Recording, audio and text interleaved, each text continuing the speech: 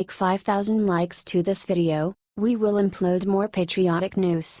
Thank you. As Trump spoke earlier in West Virginia, reporters noticed the astounding thing behind him. The media has spent days upon days talking about the Russia collusion delusion. They have pushed this conspiracy theory without proof. Look, Russia witch hunt in West Virginia, and asked the crowd if they had seen any Russians in West Virginia. Watch what happens in the crowd behind Trump. The deep state has been trying to take Trump out all week. It's horrid.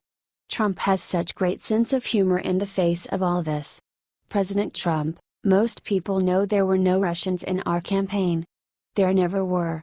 We didn't win because of Russia. We won because of you. That I can't tell you. We won because we totally outworked the other side. We won because of millions of patriotic Americans voted to take back their country. Cheers. Have you seen any Russians in West Virginia or Ohio or Pennsylvania? Are there any Russians here tonight? They can't beat us at the voting booth. So they are trying to cheat you out of the future and the future that you want. The Russian story is dead. That's why Mueller opened up a grand jury today on unrelated matters. Take a look at what Mike Cernovich said. The Russia story is dead, dead, dead. Spread this story everywhere and Trump that we are still with him. Comment God bless our president below this post. We need to stand up for our president in these trying times.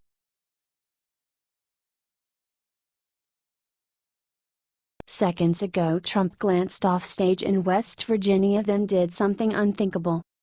West Virginia's Governor Jim Justice announced that he was switching parties this Thursday during an appearance at President Donald Trump's rally in Huntington, W.Va. Watch the amazing moment below. Today I will tell you, with lots of prayers and lots of thinking, I can't help you anymore being a Democrat governor, Justice said. So tomorrow I will be changing my registration to Republican. Did you catch what Jim Justice said about Reince-Priebus? Watch it in the video below. This governor's flip shows the state's right turn as Trump's popularity throughout the state soars. This clip also shows the incredible moment that Trump has promised to restore coal industry jobs and has since revived the economy of West Virginia since he took office. This move has now blindsided the Democratic Party, who is now left in control of only 15 governors' mansions, says Politico. Liberty writers reported earlier that Justice would flip earlier in the day. Apparently, West Virginia Democrats were not given any advance notice about his new party loyalties. Share this all over the internet if you are so proud of our president and the work he has done to make the Republican Party stronger. We are sitting here in our office, every one of us that is capable of standing on 2 feet, looking at each other saying, "Oh my goodness, did anybody see this coming?" said Steve Roberts, president of the West Virginia Chamber of Commerce. I am surprised. However, when I worked with Gov. Justice during the last session of the legislature, I could plainly see that he is a pragmatist who is trying to get things done and is not driven by ideological or party loyalty.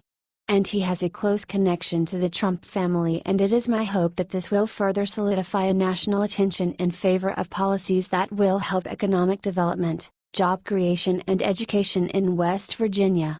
Governor Justice has decided to put West Virginia first. Thank God for that. Let's welcome this new governor on board the Trump train.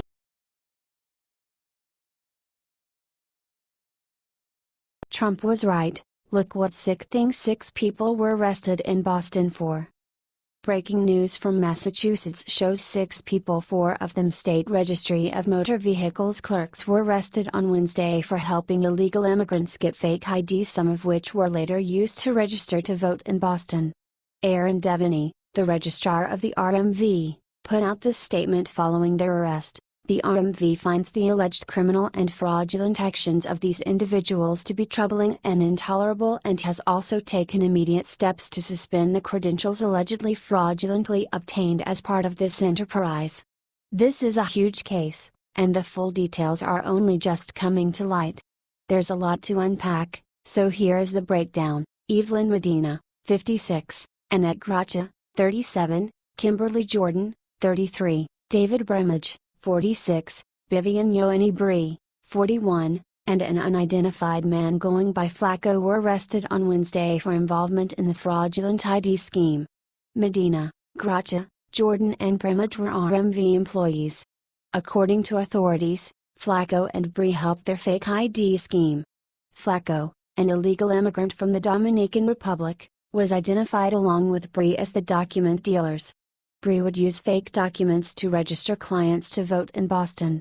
Then, her and her client would bring the fake identification to one of the 4 RMV workers, who would accept cash for authentic RMV IDs.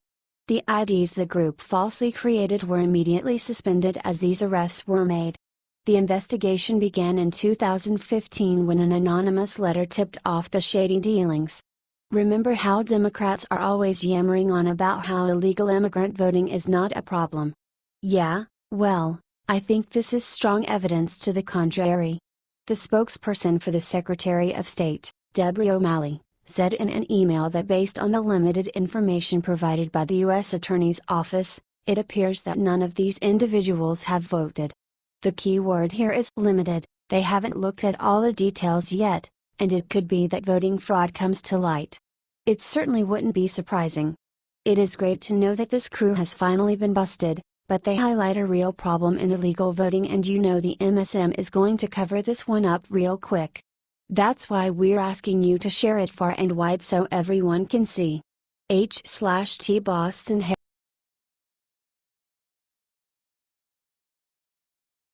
Heads will roll. The leakers won't sleep tonight after what Jeff Sessions just did. Attorney General Jeff Sessions and Deputy Attorney General Rod Rosenstein are holding a news conference about the leak investigations on Friday. This culture of leaking must stop. Watch the jaw-dropping video below. Sessions announced that he will step up subpoenas against the media. He said he respects the media but says that respect is not unlimited.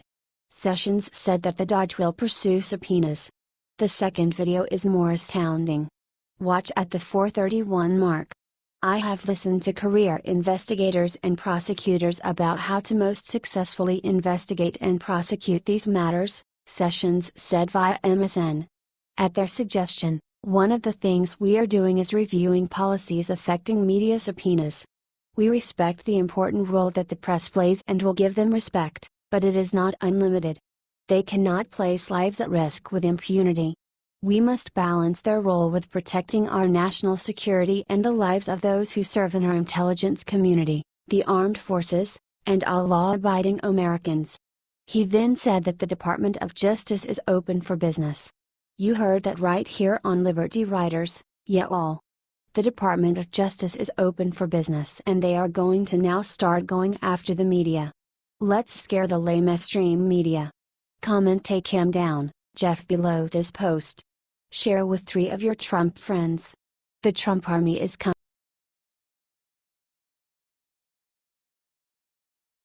Schumer just betrayed Trump big time, so Trump struck back and took him down.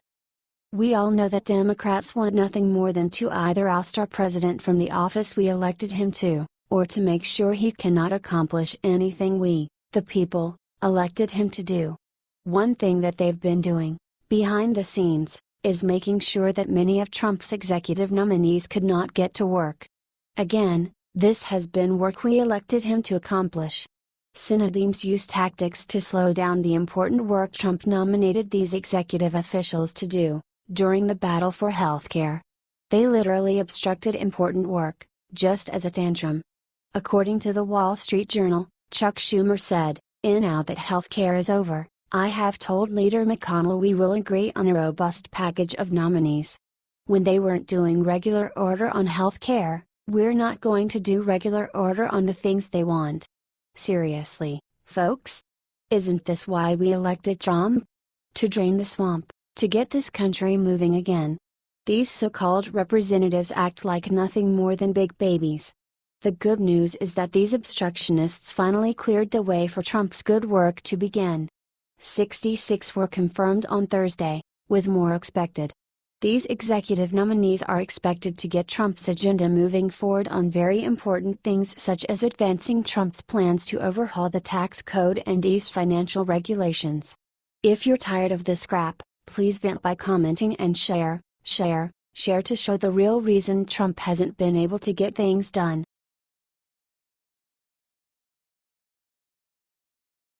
Red-handed Debbie Wasserman Schultz just said something insane about IT guy even after he was arrested.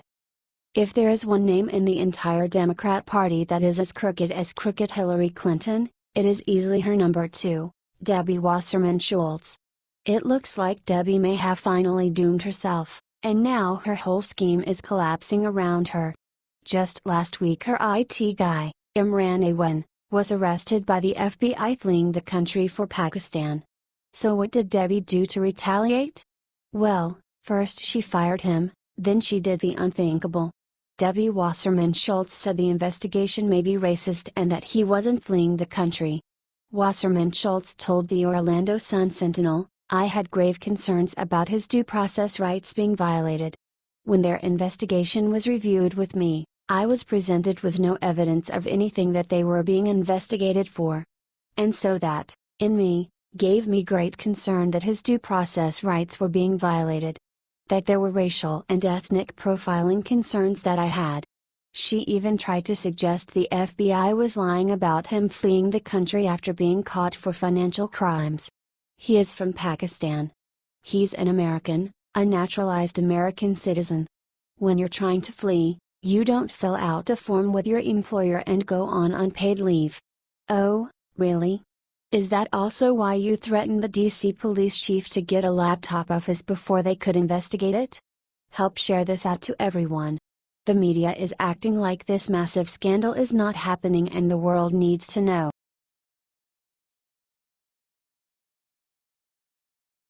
Mutiny right before leaving for vacations, Senate Republicans did something treacherous to Trump. Donald Trump has been trying to keep his promises to the American people. Lord knows he has tried. However, those darn Senate Republicans and Dems have been stopping him up every single time. Well, right before the senators left for another vacation, they managed to slip in one more super nasty hit at President Trump. Republicans are using a loophole so he cannot make any appointments until next month. The senators were led by Republicans' own Lisa Murkowski, who scheduled 9 pro forma sessions for the sole purpose of blocking Trump from appointing cabinet members. A pro forma sessions is a legislative trick where 1 or 2 senators meet for less than 1 minute every 3 days over the break to stop the president from making any recess appointments. The president can make these appointments if the Senate is out for 9 days. This is exactly what I was worried about happening to Republicans after Obama. The ones in office now have become such obstructionists, they cannot even support the president when he is on their side. Still, this is not such an unusual happening. Mitch McConnell used the same tactic to block Obama from appointing a Supreme Court justice, and Dems used it to block another Obama appointment in 2012 when he overstepped his constitutional authority. Do you think they should allow Trump to properly replace John Kelly as the head of the Department of Homeland Security? Are you disappointed in the Senate GOP?